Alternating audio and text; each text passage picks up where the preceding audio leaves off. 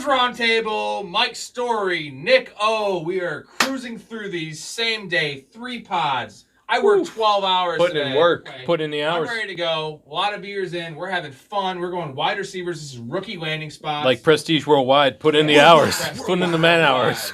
Prestige Worldwide. Why? Research and development. Putting in the man hours to study the science of what you need. My boat! We sail around the world and go port to port. Every time I come, I produce a quart.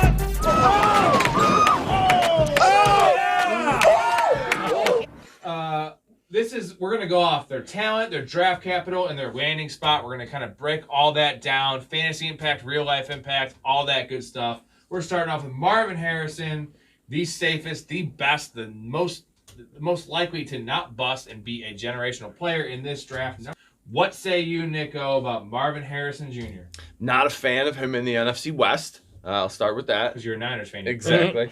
But fantastic player, man. As close to a sure thing as you can get. It's all been said a million times. I got trust issues with Kyler to reliably and accurately distribute the ball there, but this should help. And when you look at Hopkins there as the clear one, Kyler leaned on him. Yeah. So that's what I expect out of this. And I have a hard time projecting where in the ranks. Like, if you were to rank receivers right now for fantasy, like, where do you put Harrison?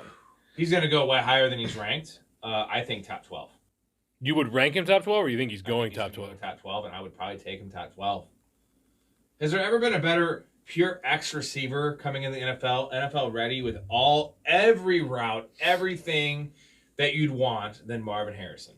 Everybody on the Cardinals is a winner. Everybody in the NFC West is a loser. Like, it's that good, right? Yeah, it's just. I mean, again, Kyler likes to play hero ball a little bit, but he also loves throwing it up and let the big man go up and get it. And they lacked a true outside receiver. Everybody wins. Even Michael Wilson wins because he was going to be their number 1 wide receiver, and now he can be a really solid number 2. And look at, I know I comped him to Randy Moss. I know that's very high praise. We're talking about top 3 all time. Randy Moss was more raw than Marvin Harrison coming out. A little taller, a little faster, right? But Randy Moss also is kind of a knucklehead. Definitely young early on, right, out of Marshall. Yeah. Randy Moss came in and just crushed souls, okay? Marvin Harrison's ready to crush souls. And does he have the dog mentality? But I know he's been groomed. You go through the line, I don't know through the basketball comparison, but Steph Curry, being the son of an NBA player. Marvin Harrison, all-time great. High-profile Ohio State. This guy's been playing big games. Probably 12 years old, man, and this is it. This is the guy. Yeah, he's the pro's pro, man, and then he came up right, and he's very ready for the NFL. The only thing that I would say adversity, I can't think of the word. Adversity? I don't know. Adversely affects. To disagree with you is I don't see him running away from people like Moss did, man. I don't see that out of Harrison. But he's not quite straight line fast, but he's also more polished. Yeah. So. And I like doing comps for guys that were on the same team previously. If you watch the running back pod, you'll see the work done comp, right? This one for me is Larry Fitzgerald. That's who he reminds me of.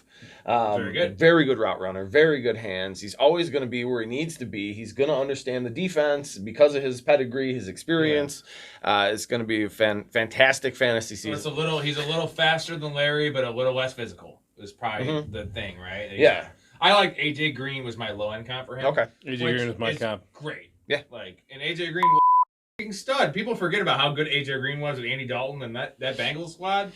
He was a magician out there, man. I mean, Dalton is still playing, but Father Time comes fast for skill position players, running backs and wide receivers. All right, number 2, we have Malik Nabers, number 6 overall to the Giants, which is an interesting spot. All the opportunity in the world, right? Yeah. They have only slot receivers there, and he can play the slot, but he is a jack of all trades. His profile is unreal. Question is, offensive line, it's Danny Dimes, but honestly for me, Danny Dimes has shown me some things in the NFL. It's more the offensive line. And Nabers is more of a downfield player, although he could be used as a Jalen Waddle, kind of get the ball in his hand, space, all that. He's going to have the targets. He's going to have the workload. He's going to have all that. Can they use him with some creativity? And can the offensive line hold up? What say you, Story? Yeah, I love it. I love the this opportunity again, this is another team that lacked a true outside wide receiver threat. Right? They had a million slot receivers kind of helmed with Jalen Hyatt and Wan'Dale Robinson. So it does make me a little sad for Wan'Dale Robinson's future, but this is a young guy that you're going to build a team around. And so Daniel Jones will probably be the quarterback for the next 2 years unless he really shows out. Contractually, yes. Yeah, but it is really something to see what Nabers can be in a shootout division that is the NFC East. There is no of the teams that needed wide receivers, I don't think there was a better, because Arizona was always going Marvin Harrison. So to me, there wasn't a better landing spot than where Nabers slots in. And yeah, he's probably top 24 in fantasy. Jalen Hyatt, man, that's a nice, like, not a polished player, but he's a MVS, right? Just go down the field. Yeah, he's a solid Z, right? If you have that and Nabers, you have two really big deep threats, and Nabers also giving the underneath blanket and the, I'm going to sell you deep, and I'm getting a 15-yard post. Wan'Dale brings speed. Yeah, little slot. Yeah, what do you think? Those two with Wan'Dale and Hyatt, I was really big on Hyatt last year. Still a believer there.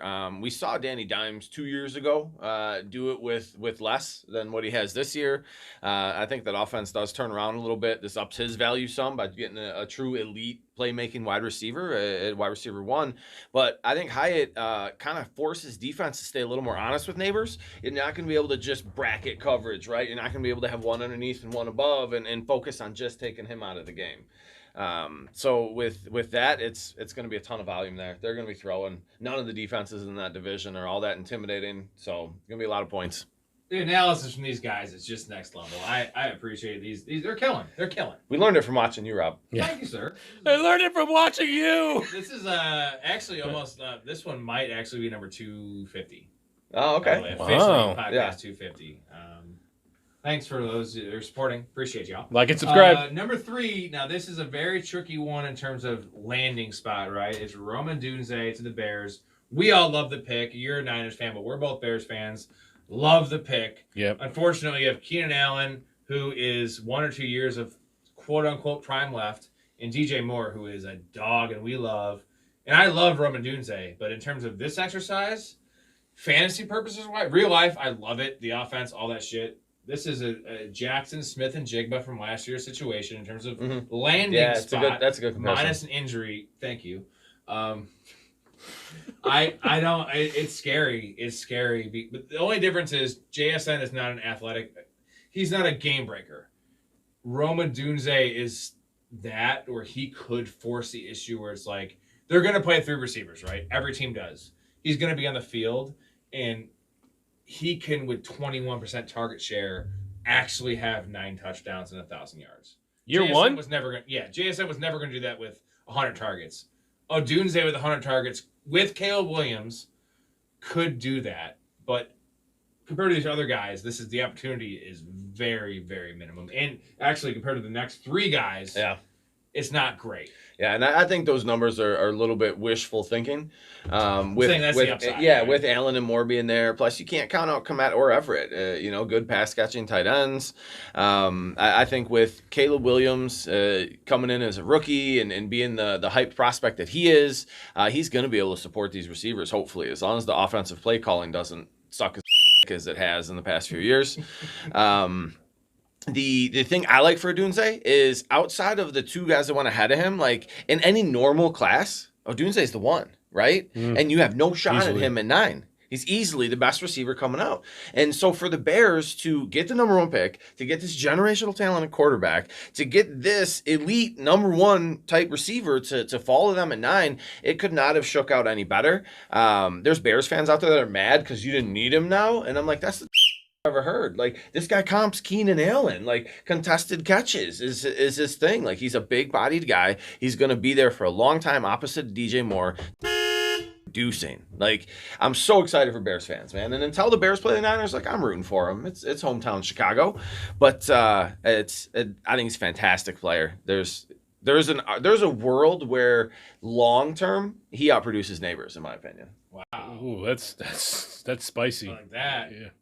I mean, it's already been said. I think, the one argument is that he's a superfluous player and the Bears had other needs. But you mentioned that some people said they don't need him now.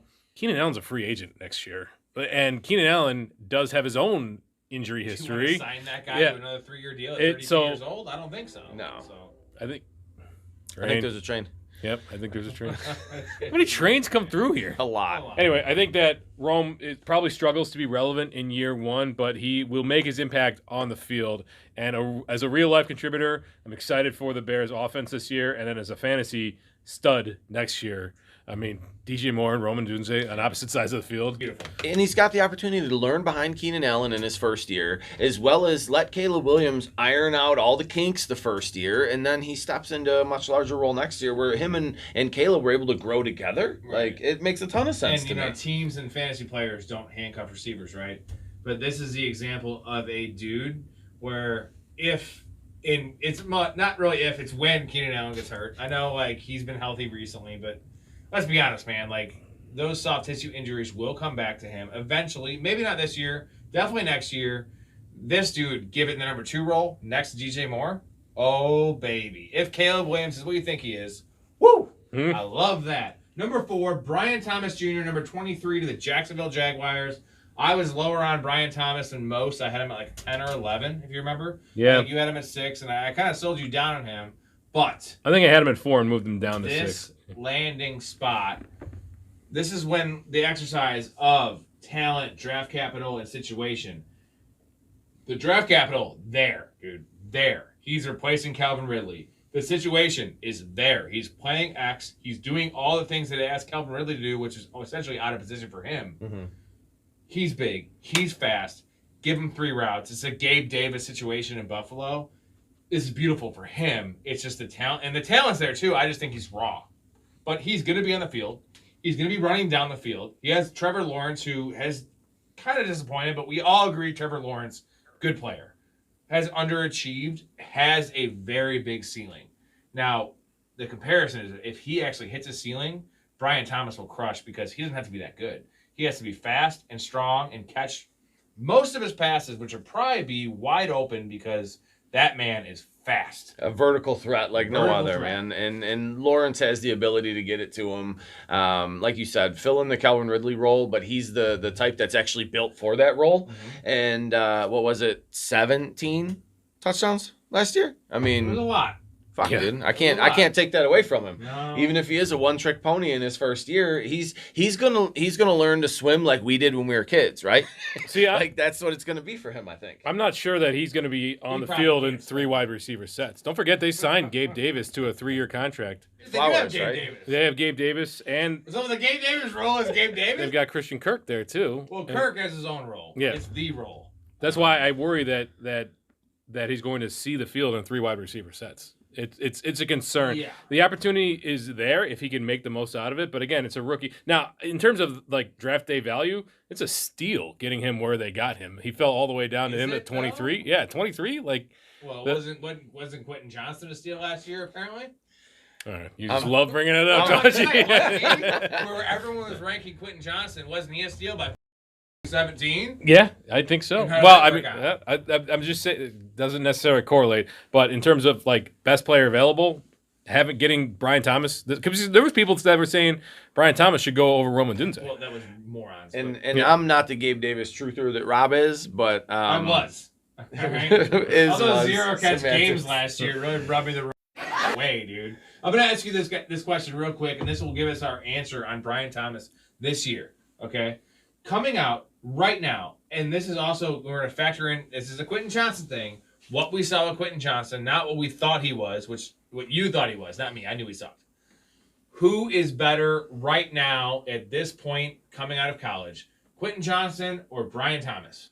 Who's better right now? Like, in terms of, like, what Quentin Johnston, after we know what he did and who he was, now we know who he was. I knew who he was before the season started. You guys had to watch a couple weeks of Chargers film to realize this guy couldn't catch. Hate watching Chargers film. So, who's better? Thomas, Quentin Johnston? Brian Thomas. Really? Yeah. But why was he ranked 4 or 5 and most people saying Quentin Johnston was 1 last year? I mean, think about the Totally talent different that's class. Yeah. above him. Yeah. That's above Brian So Thomas. Quentin Johnston would have been Brian Thomas this year, as you're saying. Like that thing. Quentin Johnson would have been Brian Thomas. Where he would have gone 4 in this draft, yeah, right? probably. I think so. If Quentin Johnson was in this draft class, okay. I think, yeah. Are they comparable players? Or who do you think is more pro ready? You think that Brian Thomas is more pro ready? Brian Thomas, by far. They played in a much more pro-ready offense than what TCU brought to the table. And then part of it though is Jaden Daniels slinging the ball, as well as you got Nabers on the other side. Right, like, that's the concern. Right, he's not going to have that here. He has Christian Kirk, who's an underneath guy. Yeah, and it's the NFL. Yeah, it's another world. All right, number 5, Xavier Worthy, number 28, Kansas City Chiefs. Here's the problem here. I actually had a lot higher than you. I just love the allure of the John Ross, the fast dude, right? My problem is looking at their depth chart. We don't know about the Rashee Rice situation, which this leads me to believe he's probably suspended for like a while. It's at least half the season, like, dude, with what he did. At least. Okay. Like at half a the season? At a minimum. 8 games? That's a lot. I was thinking 6 is a lot. I think it's going to be 8, dude, at a minimum. Well, this would tell you 8, though. But you have Hollywood Brown, who they brought in. Hollywood Brown's pretty good.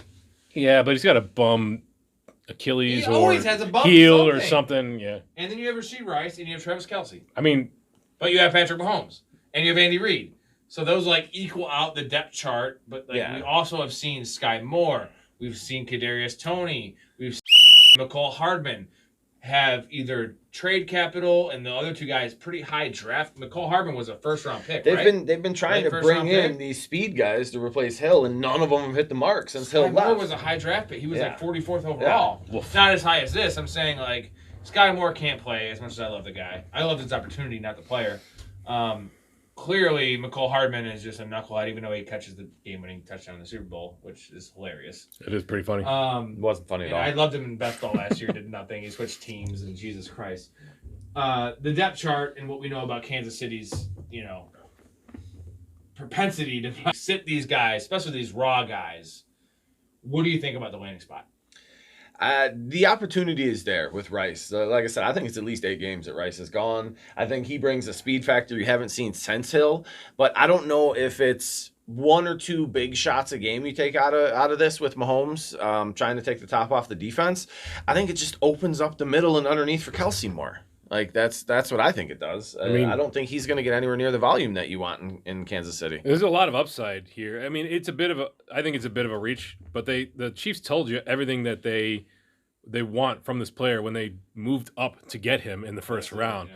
So however many games that Rice is suspended, you can easily move him to the slot, which it sucks if you're a dynasty owner of Rashee Rice because his value, long-term value is probably half of what it was before this pick. Xavier Worthy, he's to me, I don't think he's got the ball skills or the talent or the ability, but the speed is certainly there.